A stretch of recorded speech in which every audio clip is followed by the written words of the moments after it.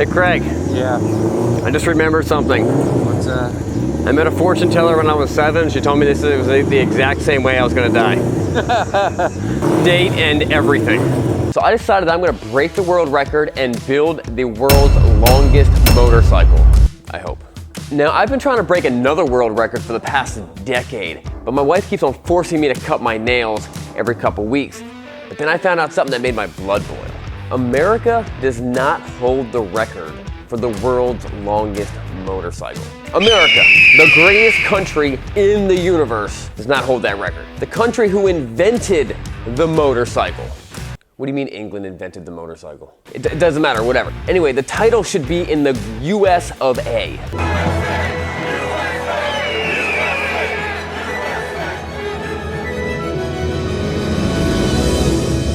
So, I waited for someone else to bring the title back. But no one was even trying except for these guys who had spent 10 days and had 24 people working on this build, and they still couldn't break the record at a motorcycle that was 101 feet long. But it kept on falling over every time they tried to ride it. So then I had my Thanos moment. I'll do it myself. With Craig. And maybe Caleb will help a little bit too. Come to think of it, Thanos also had a team when he did whatever he was doing.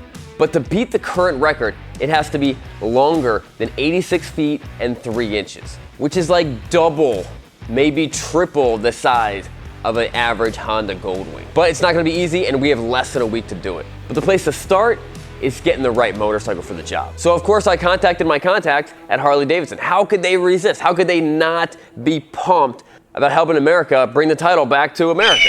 I mean, it's a win-win for these guys.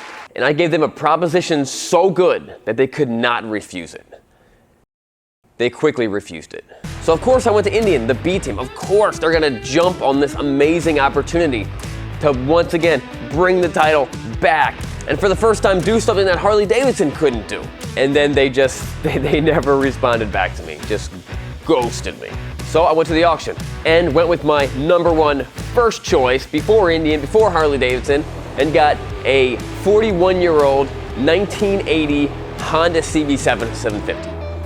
All right, so the first thing we gotta do, take the seat off, pull the tank off, figure out exactly where we're gonna cut this bike. It's gonna be somewhere in this area because we wanna try to keep a whole frame. And it's part of the reason why we chose this thing. A lot of newer bikes have cast aluminum frames or a cast frame. This is just a steel pipe frame. It's also a complete frame. So a lot of motorcycles also have, similar to this one, the engine is a structural part of the bike. So nothing here, nothing here. What connects and holds the frame together is actually the motor.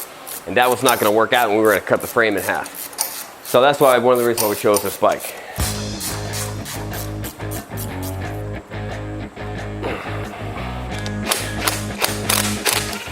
Now you guys don't know this, but we make it look like Craig does most of the work. Look around you. In reality, I'm actually the guy doing all the wrenching. It makes Craig feel better inside. See if I can find string. Where do I have? I'm trying to build the world's longest motorcycle, and Craig's looking for string. String is important. Yeah, they're in the drawer. I'm so glad that a very nice, fairly unmolested, nice looking CB750 Custom is gonna become the world's longest motorcycle, or the world's biggest waste of money.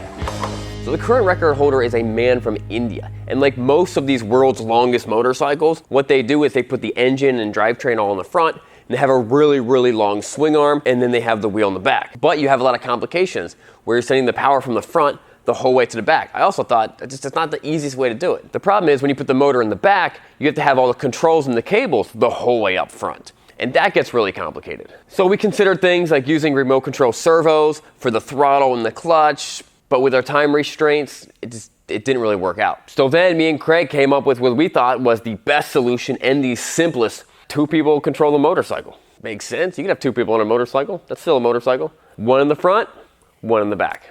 Anytime you're working with electronics and wires, don't mark anything and expect that you're going to remember it later. Be a man.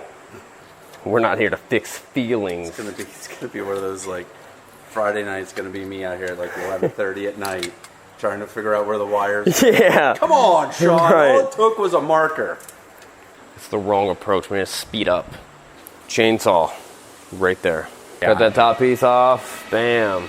What I would like to do is just cut the bike in half and then connect a big, thick piece of metal to both of the halves and call it a day.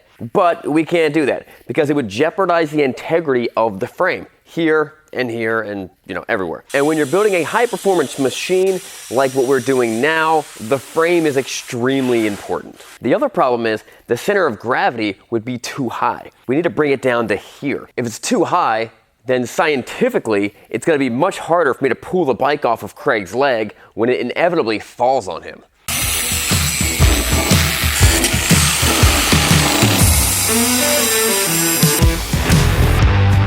Now all this building reminds me of one of my favorite Bible verses, Colossians 3:23. Whatever you do, work heartedly as for the Lord, not for men. Look at that. 60 degrees. So we need more metal to fabricate something to weld to the bike. Then we connect the bike to our long frame that Craig made months ago. The first time I decided to break the record, but then forgot. The idea is to make some type of tube square that we weld to the bike on the front and on the back. And then we bolt these 6 individual frame extensions in place. It was designed to be higher in the middle to compensate for sag or the flex of the metal. Whether that's gonna work out or not, we don't know, but Craig's doing a lot of measuring. All right, so if you learn anything from TV shows like Roadkill, you always gotta put your list on a cardboard. So here we go. We gotta finish the rear box. I'm calling that the rest of the bike, the rear. So you know, connect rear to the frame. This is part of the frame. Put the seat on the front, put rear handlebars on the rear, mount gas tank on the back, mount front fake gas tank, paint the thing, film the video, do a burnout, defeat the Indians, and beat world record. So the way smart people design stuff is usually on paper or on a computer program like CAD, and then they build the thing that they have designed. The way I build things is trial and error. I can see the end result, but it gets pretty cloudy, everything in the middle. Are you just checking the boxes? You know you're supposed to only check the boxes when the work's done, right? Oh, okay. Got it.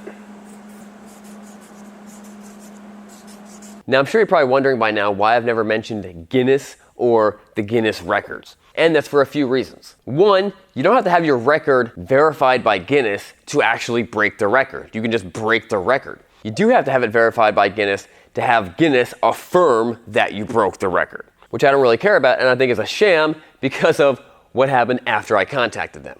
So I contacted Guinness and I said, hey, I want to break this record. Help me, how do I do this? And they said, awesome. Pay us $13,000 and let's get this process started.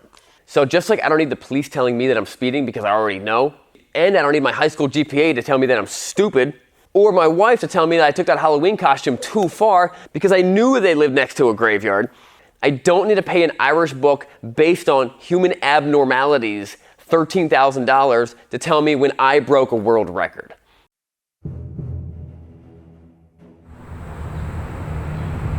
Are you saying from the edge of the cul-de-sac? Yeah, from the cul-de-sac. Okay. 100 feet. So if this is any indication of how our welds are going to do on this build, we might be in trouble. Hey Craig, your weld broke. Yeah, good job. I don't know, I showed up and it was broke. Oh yeah. All right, so we have no idea whether any of the welds going to work. So we're going to try to start smaller and then start growing if we can start smaller, but I'm not sure if the bolt holes are going to fit. Bolt holes. I want to clarify what I said. I'm not sure if they're going to fit, but we're going to try really hard. This right here is the current record. We're probably going to end up around here. Let's see what happens.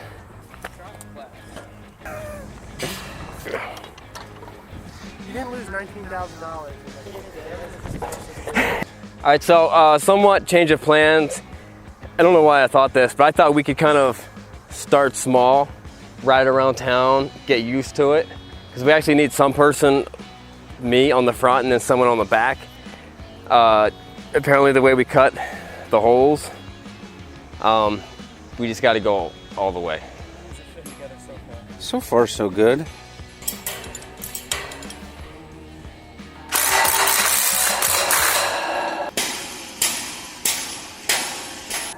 Look at that flex.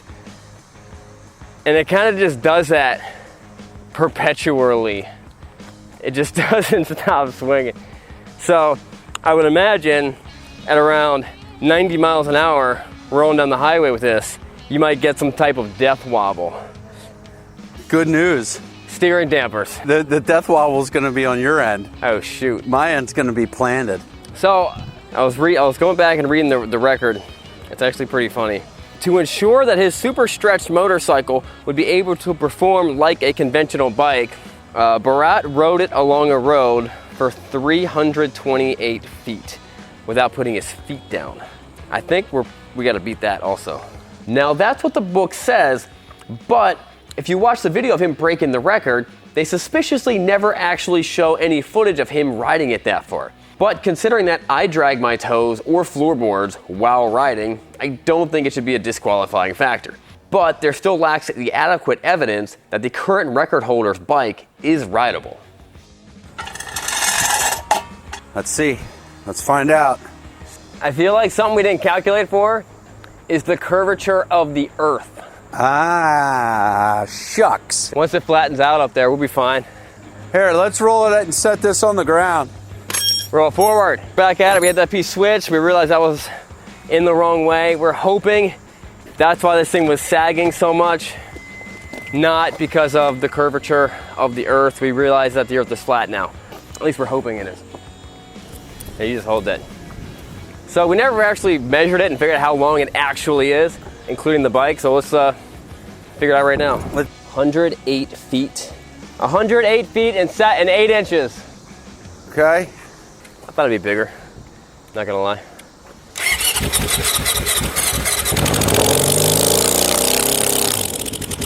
That is awesome. Okay, here we go. All right, let's do it.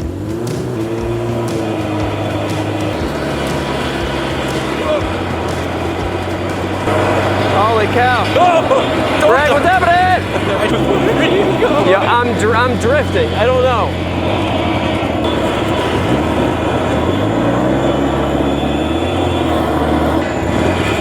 Can I turn now? No. No? You're literally going sideways down the road here. We're doing it! I'm drifting through this entire... Oh, shoot! No! Oh no! This is the world's longest motorcycle drift! My seat fell off. I can't sit on anything, Craig. It's not burning out, is it? And let's get it out of the way. You're still back at the curb? All right.